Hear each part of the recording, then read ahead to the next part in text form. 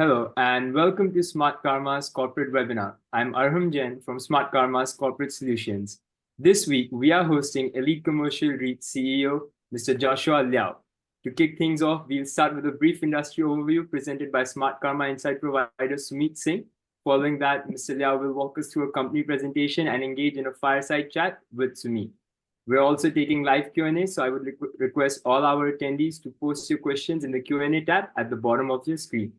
During the webinar, we will also share some links on how you can connect with Elite REIT and read more research by Sumeet. So please do keep a lookout for the messages in the chat box. And that's not all. Make sure you stay until the end because we'll be ending up today's webinar with a lucky draw. So do stay on till the end for a chance to win. Without further ado, I now hand over the time to Sumeet to take us through the industry overview. Sumeet, please. Thanks, Aram, for the quick introduction and a very warm welcome to all of you for the webinar. I'll briefly run you through the industry overview. So Elite Commercial REIT, unlike the traditional Singapore REIT, is primarily has all its assets based in the UK. So I'm not sure how many of you are very familiar with what has been happening in the economy. So what I'm going to do is just spend maybe just 1 or 2 minutes talking about the backdrop of the economy before I kind of move on and talk about what has been happening in the office space. So what you see here is essentially a table which captures the main factors which are looked at by the Bank of England. So this table is actually from the Bank of England Monetary Policy Review in February 2024. And this is what the bank expects the economy to do and the inflation to be and unemployment rate and the bank rate to be over the next 2 or 3 years. So if you see the GDP growth for this year is not expected to be great, but it slightly picks up the year after and the year after that. Now, there are quite a few reasons why that has happened. To very briefly kind of run you through. What happened in the UK economy was you first had the Brexit vote in 2016, which kind of finally got done in 2020. And by the time it got done, it was right in time just for COVID. So then the economy got hit by COVID. And then, as we know, once COVID ended, the whole world went into kind of an inflation spiral, and then you had the interest rate kind of spiraling going on. So it's been hit by a little bit of ups and downs the last couple of years, but the outlook progressively, the figures that you can see in the bracket are from the previous quarter, the outlook progressively is looking better and better. Now, just to give you an idea of what happened in terms of inflation and rates, this slide kind of tells you the Bank of England's projections for inflation as well as for interest rates. So you see inflation as globally was zero for almost zero for at least 2 years going during COVID and after that. Then we had the spike going all the way up to 10-12%. And now the last couple of readings, at least in the UK, have come down to around 2-3 odd percent. And the Bank of England expects a slight pickup just because of oil prices over the next maybe couple of quarters, and then after that they're expecting a gradual decline. So the chart that you see on the right, you see the UK rates have gone up globally. The UK rates are basically the bank rate in the blue line. They've gone up globally along with all the other rates across the developed world. But the point to note is there are two, beyond 2023, the line diverges into two. There's a dashed line and there's a solid line. So the solid line is what the bank has forecast in the latest February results, while the November line was what they forecast 3 quarters ago. So you can see they are already expecting rates to be cut faster than what they were expecting a couple of months ago. So that's positive overall for the economy and obviously for the market. Now, talking more about, again, going back, I'm sure Joshua and the Elite team will run you through if you are not familiar with all the assets and how the REIT actually functions. But very broadly, maybe not correctly, but very broadly, Elite can be classified in the office segment, just because where they kind of the assets, that's the way the assets are kind of used. So what I've done here is I'm just taking a look back at what has happened in the office space over the last couple of years to kind of give you an idea of where we are today. So the chart on the left kind of shows you the office rents and how they've been progressing. Globally, when COVID hit, we all had the work from home, the office shut, so obviously rentals went down. But over the past, I would say around 2-3 years, the rental growth has been decent in low single digits. You can see last quarter, it was up a bit. Now this only captures the top 6 cities in London. It doesn't, UK. It doesn't capture the all of UK, and Elite itself has a very diversified portfolio spread all across the United Kingdom. So it probably doesn't capture the portfolio exactly, but it'll kind of tell you very broadly what's been happening in the market. Now, while the rentals have been steady, what you see on the right is the investment volume. So we came off nearly 14 years of zero interest rates. And as you know, in the property market, as is the case in the residential market, similar is the case in the commercial market, a lot of investment is backed by debt. So obviously, as rates went up, you've seen investment volumes across the market kind of fall over the last 1 or 2 quarters. And what has happened because of that and because of higher rates is the office yields overall have gone up in the space. So you see in 2022, in the left-hand side chart, the yields kind of pick up. And as you all know, the capital values is in an inverse function of yields. Even though rents have been steady, because the volumes have dropped, the rates are up, yields have gone up. So you've kind of had capital values go down across the boards in the office space. As this chart from CBRE shows, you've had kind of capital values fall anywhere from 20 to 25% on aggregate across the space in the UK. So that's kind of where we are at in the terms of office market in the UK. Elite itself is obviously in a much more narrower sector, and I'm sure Joshua will kind of run you through the specifics, and then we can kind of delve into a little more detail about that. I think that's kind of it from my side, and I kind of hand it over to Joshua to run us through, and then we'll do a Q&A and a chat after that. Over to you, Joshua. Hi, thanks, Sumeet and Arun for the introduction. Good evening, everyone, and good morning for those who are dialing on the other side of the world. Thanks for your time this evening or morning to dial into our call on Elite REIT. I'm Josh. I'm the CEO for Elite Commercial REIT. Today we had actually a very exciting start to the day. We started the morning by announcing to the market about a change of our investment strategy to broaden it across from our current strategy of investing in government-backed social infrastructure to the living sector, which is a topic which I'm very happy to talk about. I've been asked to keep this rather short, so I think a lot of this will also be taken up at the Q&A. So just to start things off, I wanted to share, especially for those who have not come across Elite REIT, I'm just going to take a view that we're going to explain what we do. So Elite is actually a UK REIT, but we're listed in Singapore on the Singapore Exchange. We're listed in pounds, our cash flows are in pounds, our loans are in pounds, so it's all naturally hedged. The underlying assets that we have are 150 assets that are predominantly leased to the UK government, different government departments.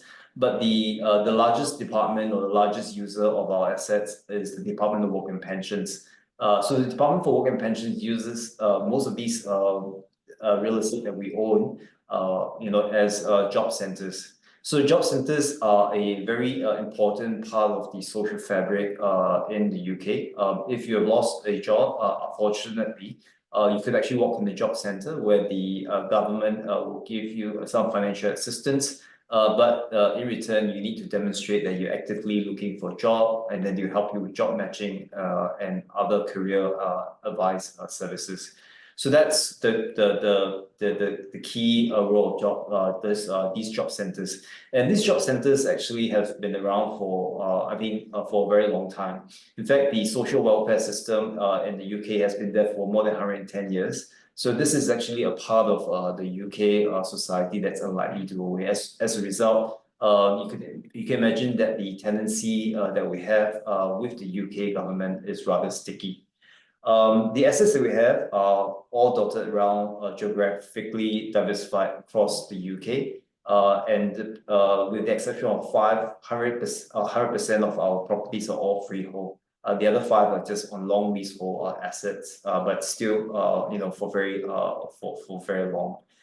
The leases that we sign with the UK government are typically triple net leases, also known as full repairing and insuring leases. So the government's in control and is obligated to pay for utilities, maintenance, so on and so forth. So that's almost like a financial lease.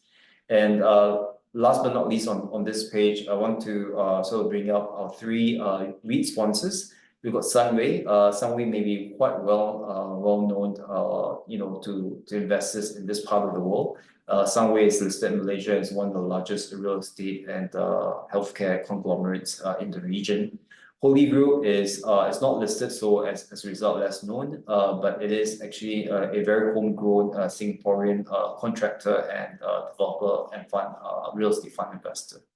Behind all this as well, we have Elite Partners. This is a group of management team that sort of have quite a fair bit of track record in the Singapore REIT and private equity real estate space as well.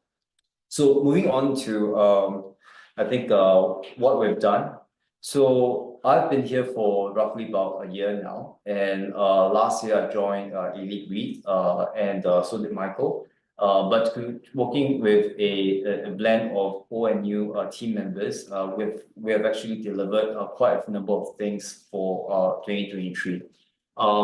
At the start of this financial year 2024, and at the end of 2023, we launched the first equity fundraising to be completed in 2024. This is also the first pound-denominated follow-on equity fundraising on SGX. This deal was 20 million, and it was 121% subscribed and close to 90% backed by our sponsors and substantial unit holders. The other thing that we did around March, April last year is that we executed lease term extensions or lease break removals for a majority of assets. As a result, we have managed to increase our rental by about 13% across 136 assets in our portfolio. And one way we've done that is to collaborate with our tenant, in this case, the Department of Work and Pensions and the Ministry of Defence, to co-invest in energy efficient and sustainable features in the assets. Last but not least, what we've done last year was also to reduce our gearing. And we've done that by recycling capital through the disposal of vacant assets. We sold 5 assets at 12% above valuation, and we have also managed to negotiate and receive roughly about 8 million of dilapidation from the government. And we've used a substantial part of this to actually reduce our gearing. So as a combination of the recycled gross proceeds as well as the equity fundraising, we brought down our gearing as of pro forma as of last year to roughly about 40.9%. Our fixed rate debt roughly about 56 million. So moving on to get Michael, who's my CFO, to talk a little bit about the capital management. Hi, my name is Michael. I'm the CFO of the REIT. On the capital management front, basically the overarching strategy is to use, like what Josh earlier mentioned, the proceeds and the dilapidation settlements to pay down our loan. Earlier this year, we also successfully done our refinancing, amounting to £135 million. I think, from a capital management perspective, we always try to pride ourselves to get an effective, optimal capital structure for the REIT, so that at the right opportune time can grow accordingly. So back in 31st December 2023, our effective borrowing cost is at about 5%. Borrowing costs were slated to increase a little bit, but I think given time, we will see that trend hopefully coming down as per what Sumeet has earlier presented on the raise.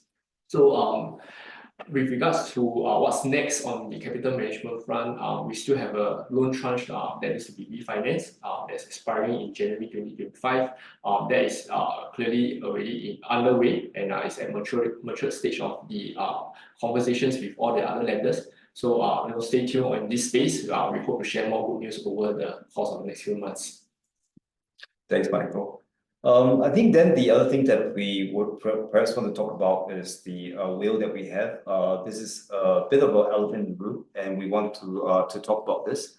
So maybe with that, I'll let Jonathan talk about the income visibility that we have from the government leases and what we're trying to do with the renewals. Yeah, thanks, Josh. Just a little bit of background on this portfolio that Elite acquired these assets back in 2020 as part of the IPO from a private fund that Elite had put together in 2018. These assets, this was the first time these assets had leases put on them. Previously, the buildings had been owned by the government or held in a government-sponsored public-private finance structure. So at the 31st of March 2018, all the leases, new leases were signed for 10 years. Many of them had a lease break clause in favor of the tenant in 2023. So the question that most people ask when looking at this portfolio is, what is going to happen to these leases when they come to expire in 2028? And the reason I provided that backdrop in terms of the history is to make it clear that these assets are used by the government and that they periodically enter into new leases. So the lease expiry date in 2028 doesn't necessarily imply that their leases are going to end at that time. What it implies is that we need to engage with the government, the Department for Work and Pensions, to extend these leases out, and that's what we'll be doing over the course of the next couple of years. We anticipate that the government will leave a small number of the buildings in the portfolio in 2028. It should be, well, using the experience that we've had in the past. I mentioned that many of the buildings had a lease break clause in 2023. Well, we managed to retain government in 92.5% of the portfolio at that lease break event. It just goes to show that the government, despite having the flexibility in the leases, really doesn't look to exit many buildings at any one time. These buildings are used to provide critical social infrastructure, and that is an ongoing requirement for the UK government. So whilst there is this big lease event that's coming up in 2028, we anticipate that we will have engage with the government and move this lease event date out, hopefully by another 10 years. We hope to have achieved that within the next 18 months. Thanks, Jonathan.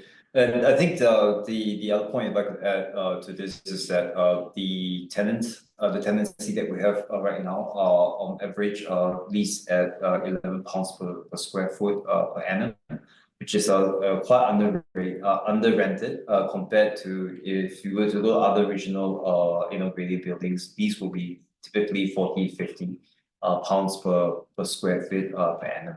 So there is that disparity, which is making it rather sticky and also quite a fair bit upside potentially when we renew the leases.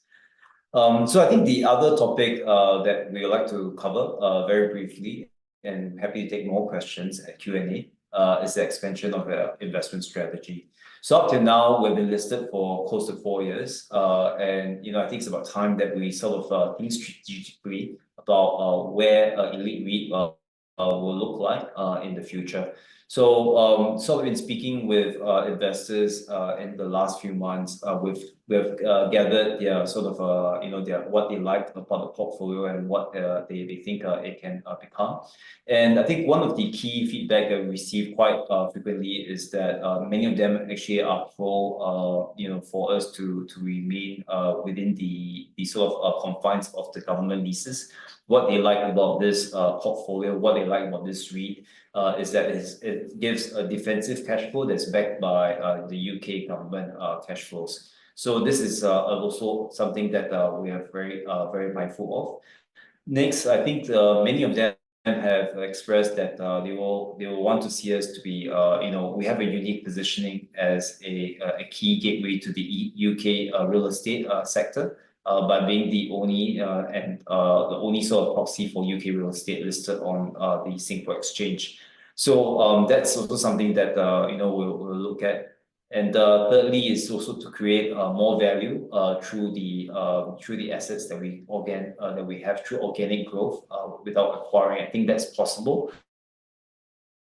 given that many of our assets are actually well located within transportation nodes and close to amenities. We intend to broaden our portfolio base to other defense sectors, and for us that includes the living sector assets, in addition to our current focus on job centers and government infrastructure and workplaces. And the living sector assets for us could mean student accommodation and build-to-rent residential. That's our near-term focus.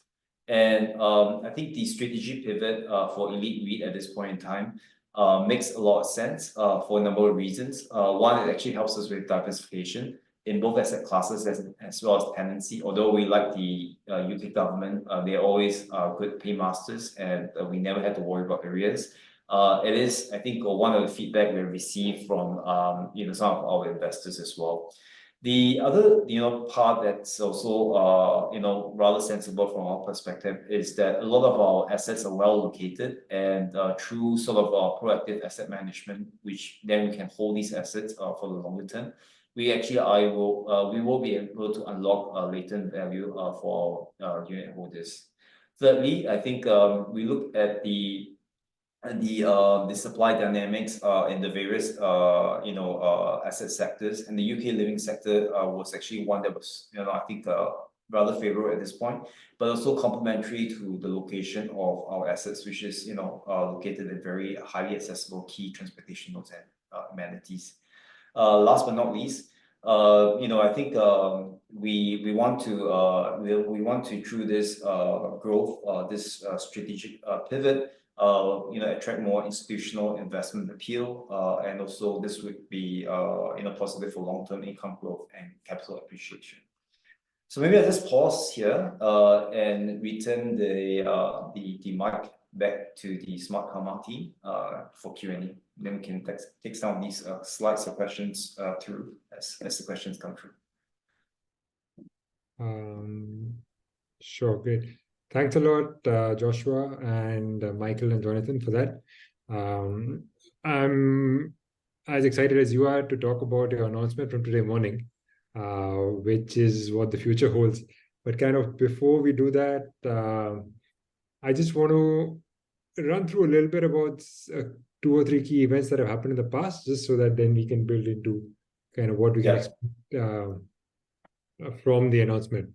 So the first thing that comes to my mind is like when we had looked at Elite, even at the time of IPO, you had all the assets leased out to the government. You were very stable, and you had like as Jonathan was saying, you had you had like a 10-year lease, but with a 5-year renewal. And the exciting part was that the 5-year renewal was linked to CPI. So when you saw inflation spike up, we were like, okay, so you are going to be in for a nice big renewal in 5 years, which was 2023, I think.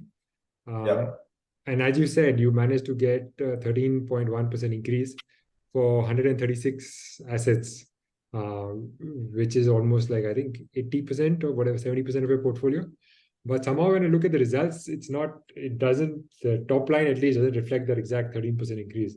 So I was just wondering, like, is there some other aspect of it, another part of it that was kind of also a part of the process, and how will it be a part of the process going forward as well, apart from just the increase? If you could just touch upon that. So I'm happy to talk about that, and Jonathan, feel free to jump in. So I think in the UK, I think there's quite a established market for government, long-term assets. I think this started probably the later part of the 80s when the government decided to go asset light, and they've started then to privatize some of these assets which they own on their balance sheet over time. So ours is a portfolio that is that's a bit more aligned to the Department of Work and Pensions, but there are other UK governments that lease space from ourselves as well as other landlords. For example, we've got the Ministry of Defence on one of our properties in Blackpool. There are other REITs, other landlords, both private as well as listed REITs and developers that have assets that are leased to His Majesty Revenue Collection, which is the state tax departments, as well as the National Healthcare System (NHS) that provides hospitals and clinics.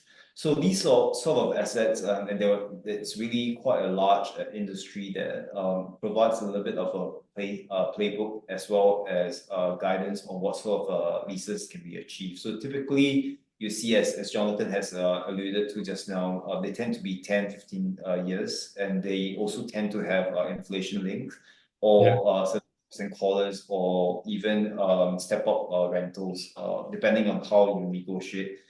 So this is a process with I think that we will have to embark with the DWP. So the 13% that we saw last year, that was a nice little step up. But that was actually negotiated in 2018 at the start of the lease. The payoff was in 2023, and we have banked that in. Hopefully, we continue to bank in more in the reversions in 2028. But as I mentioned just now, the portfolio overall is under rented, so there is hopefully some scope to increase rentals in 2020. Okay, sure. So just to get an idea of what might happen in 2028, I know it's very far away right now. It's just 4 years to go. But in case you've had any preliminary discussions, like, are you probably looking to do another 10-year structure with a 5-year kind of thing, or is it going to be 5-year rolling? Because I know initially we had that 10-year window and a 5-year break, but as Jonathan was saying, that was the first time that you had done it. So there's no real kind of template for the rollover to the next one. So like, what do you guys want? Forget what happens. I mean, whatever happens is obviously affecting the market, but what are you guys planning for? 5 years rolling or 10 years with a 5-year break and stuff like that? That'll kind of help us to kind of understand how it'll evolve going forward. Yeah. So I think, Jonathan, you were saying something. Yeah. No, I'm happy to take this one, but please feel free to jump in, Josh. I mean, the least. I think the first thing to say is that we have started some discussion with UK government DWP about this. We actually hope to have something potentially agreed sort of soon, if not already. But things with government can sometimes take a bit longer than you hope. But the most important thing, we're still 4 years out from the expiry event. We're already engaged with the government, which is a very important step and factor for our business. As we're the largest landlord to DWP, so we have a real seat at the table. The goals that are shared by both DWP and Elite are to see the lease expiry event become diversified over time. I think the single lease tower does not suit either party. In terms of what that means for DWP's ongoing occupation of the whole estate, I don't think there's anything we expect that's materially different from the way that we've engaged with them in the past, which is that they will continue to require a significant majority of these buildings over for the next term of the lease, subject to them handing back a small number of buildings. Now, what terms will those leases be on is really going to be subject to negotiation between them and us. I mean, personally, I feel that we will likely end up with a similar outcome in 2028, although hopefully we'll have agreed that sooner, as was achieved in 2018. which is, the majority of leases are on for 10 years, and with a handful with lease breaks at the 5th year. That's a sort of standard UK government operating protocol. Okay. We are going to engage with them to and incentivize them to take longer term leases.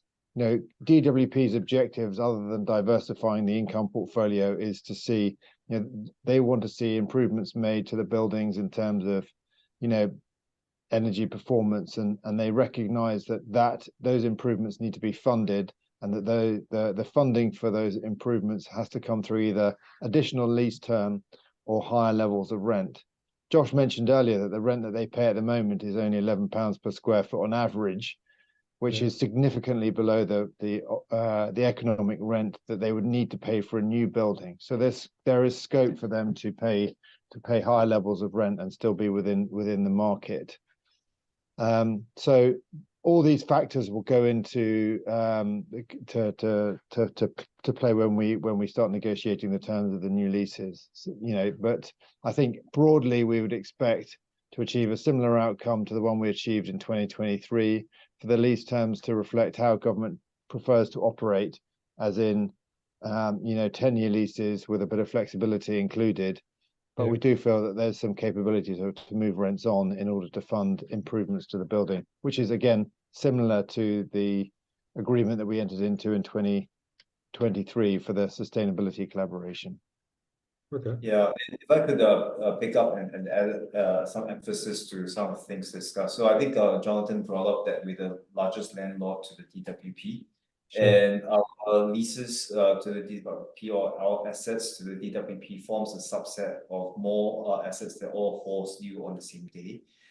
So it looks like a tower maturity from our perspective, but that tower maturity for the DWP is a lot higher. And I think it's on both parties' interest not to be stressed in Christmas 2027 or Christmas 2032. Thinking about where I'm going to go next year, right? So I think they are as well as as incentivized for us not to have everything expiring one day, and have that spread out a little bit. And they have confirmed to us that as their largest landlord, we will be sort of dealt with first. And as such, we have a very good relationship with them, and as such, they have this conversation with us today for 2028, even 4 years later. Okay. That makes a lot of sense, and I'm sure that'll help going forward as well if it's a little more spread out. Even if the tower is not really a worry, but just looking at the chart is kind of a little bit worrying for most investors. I know, right? It looks very frightening. Yeah. So it's a little bit spread out, even though if the result is exactly the same, probably. Exactly. But I think it looks scary, but then again, it's not really as well. If you consider the work that they do and the assets and how they view, it's very hard to see them moving out from these assets. So I have a corresponding question which I wanted to kind of get your thoughts on. So your portfolio is not exactly an office portfolio that we've known from the start. I mean, it's used for office, but it's not, because it's not a standard like people going in and out stuff, right? This is like the government which needs it every day. So you never really suffered during COVID and I've seen your presentations over the past 2 years, you never really suffered from COVID, from the work from home, because the government department had to be there to see the people who are not getting their job payments and etc. and pension and childcare and stuff. But for, I'm saying, investors in general, you'll be kind of classified with the office, and if the office yields rise, I'm guessing yields for you rose as well in the last couple of years. Do you think now you've kind of come to the bottom of that? And that's one question. The other one is, because the rates have peaked, obviously, that's one. The other question is there any divergence? I mean, I'm not an expert in this subsegment of the market, so I'm kind of asking for your view. Is there any divergence between these assets which are leased by the government, which are very steady, which are not impacted by this work from home saga at all, versus what the actual other offices like people occupied by BP or WeWorks of the world are kind of doing? Has there been any kind Yeah. of divergence you've seen over the last maybe 1 year, 2 years, where people have kind of started to peg these differently?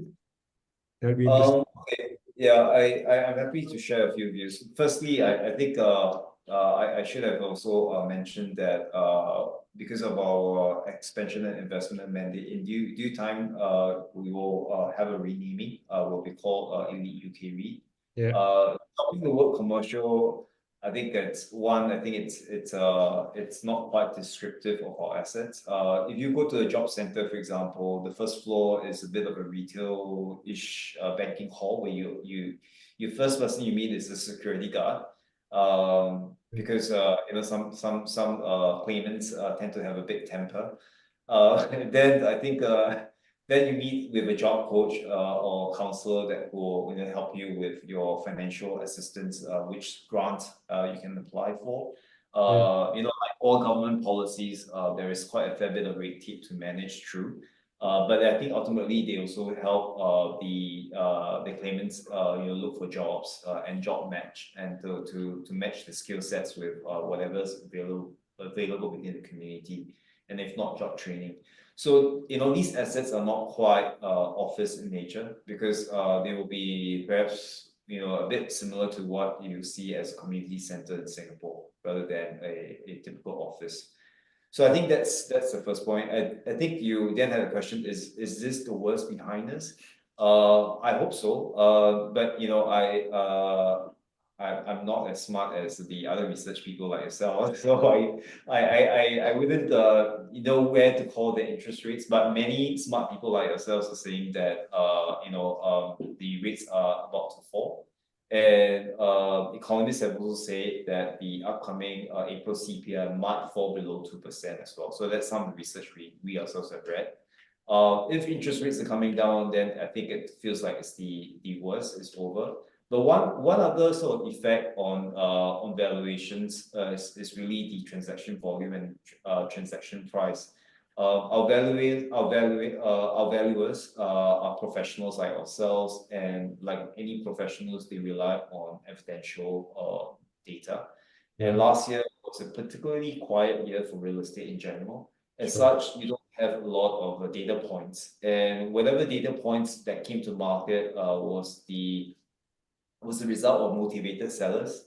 Motivated sellers is a euphemism for desperation. So rates, and the cap rates tend to be rather elevated from these very few data points. Coming to 2024, what you do see, and this is really data points for the first Q is out already.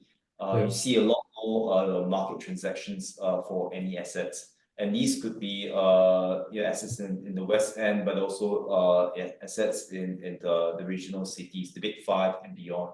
So definitely, I think if you ask any friends in real estate in UK, in London or elsewhere in the UK, it is a very, very busy start to 2024. And volumes have exceeded last year. And I think that is going to be helpful for valuation to have more data points. As to whether there's a divergence, there is a divergence for two reasons, and we have some some comparable data that we can look at. There are a number of REITs in the UK. There's a UK REIT sector, so we have a couple of comparables that you can look at.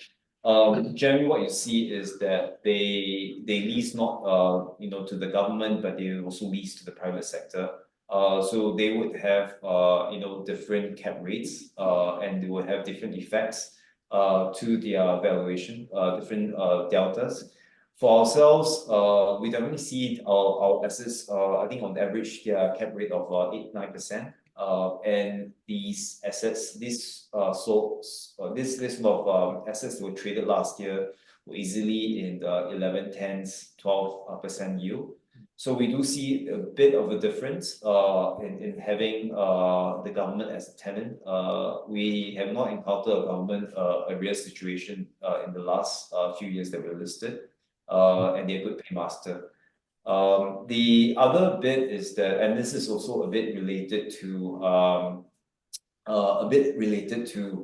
how we sort of manage our lease. Although we are speaking about 150 assets, we don't deal with 150 people. Thankfully for Jonathan, otherwise it's a nightmare. We deal with a group of people that speaks for example, one estate team that speaks for the entire DWP portfolio, so on and so forth. And people as well as valuers sees that there's a benefit in sort of having that sort of portfolio level discussion where you can actually negotiate with the tenant just because you're the largest landlord, just because you have a network of assets which they depend on. So I think that is I guess one of the benefits, and as you sort of mentioned, a bit of a divergence between your regular assets in the market. Jonathan, do you have anything else to add on this? Couple of questions. Yeah, I mean that's a broad subject in terms of what is office performance going to be like going forwards. And I think it is very much dependent upon the location and the user requirement for that those buildings. I mean there's been strong performance of assets in central CBD locations in the UK, not just in London, but you've seen rental growth across regional cities as occupiers have come back to work. Our buildings are in some cases in London and in large regional cities, but in some cases they're in other locations. But what differentiates our buildings from the rest of the market is that we have a tenant who needs to use these buildings in these locations. So in that sense, we shouldn't be seen as materially different to like a purpose-built student accommodation building in a university town, where there is an underlying demand for that building over the long term from that tenant, and where you can identify that there is an income stream that's likely to remain in place over the long term, then there is investor demand. And so that's the work for us to get done. One, to bring forward the lease extension with government, and to help investors understand how this business operates, because as you've quite rightly said, it's not entirely clear right from the start, because this is there are some unique features to our portfolio. Exactly. And for the interests of people who are watching the video and might think we are rushing, Aram is messaging us on the side, telling us you are running out of time. So we just got to run quickly through one or two questions there. I definitely want to touch upon that. It's just, I'm joking. I definitely want to touch upon what you announced today before we can you go and go to the Q&A. There are also a couple of questions coming in.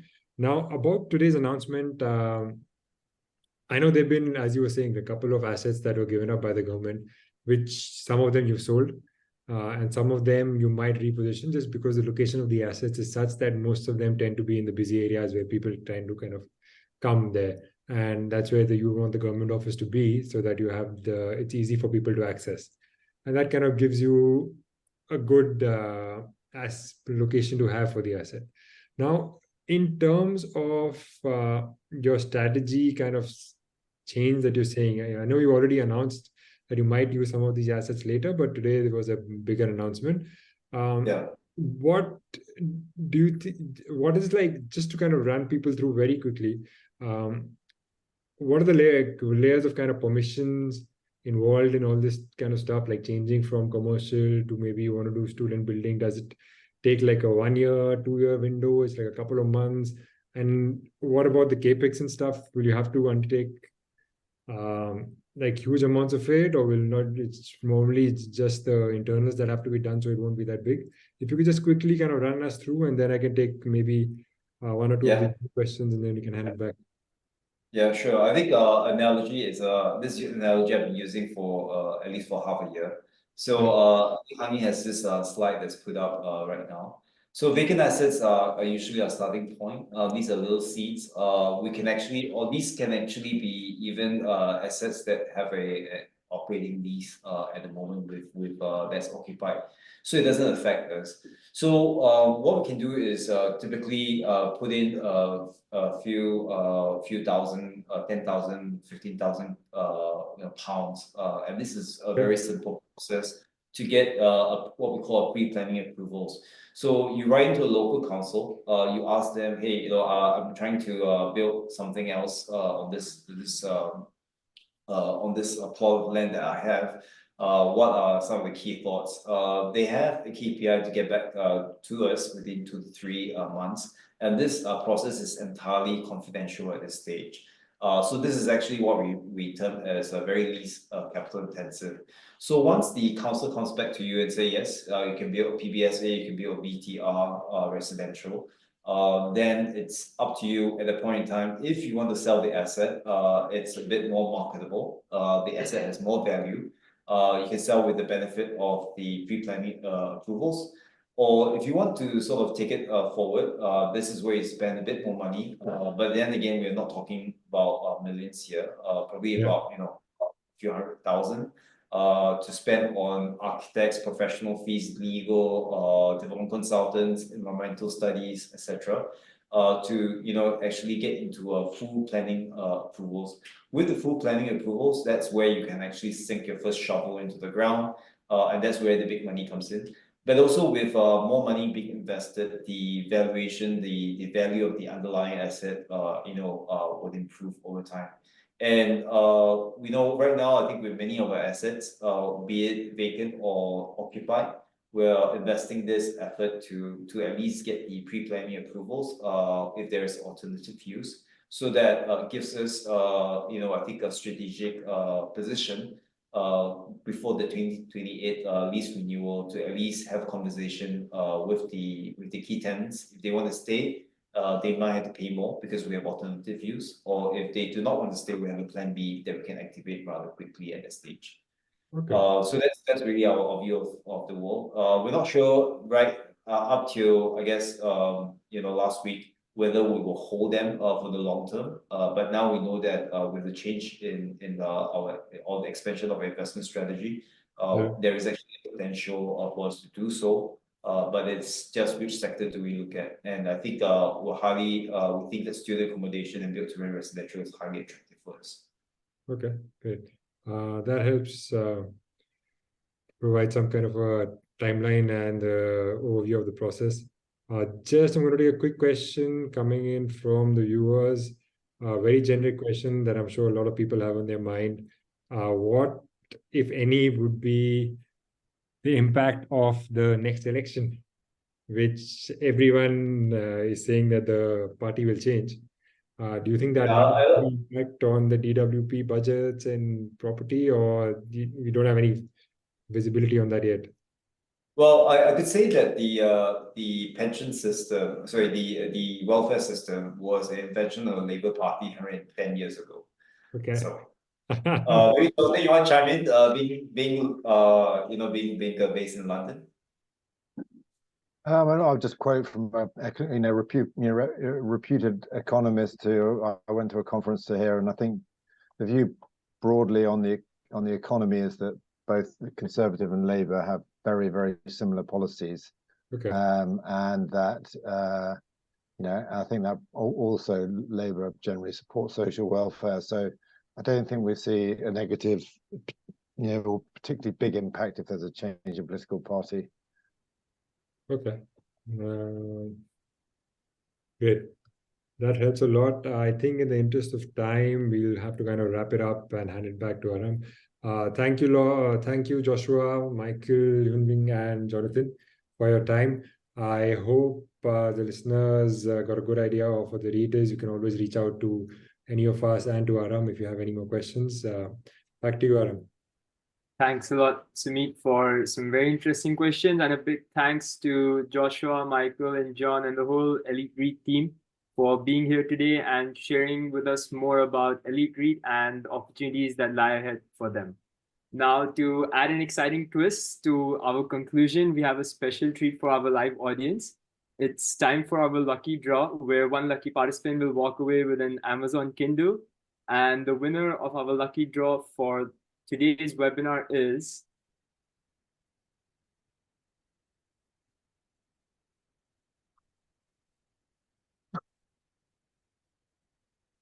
Mr. Alpine Climber. We would love to know your real name as well, but do look out for an email from the Smartkarma team informing you about the next steps. And thanks a lot to all our audience who were present today with us. For those who have their questions left unanswered, don't worry, you can reach out to Sumeet and the team via the links that we've shared in the chat box, and you can continue the conversation on Smartkarma. Thank you so much for everyone who were here today.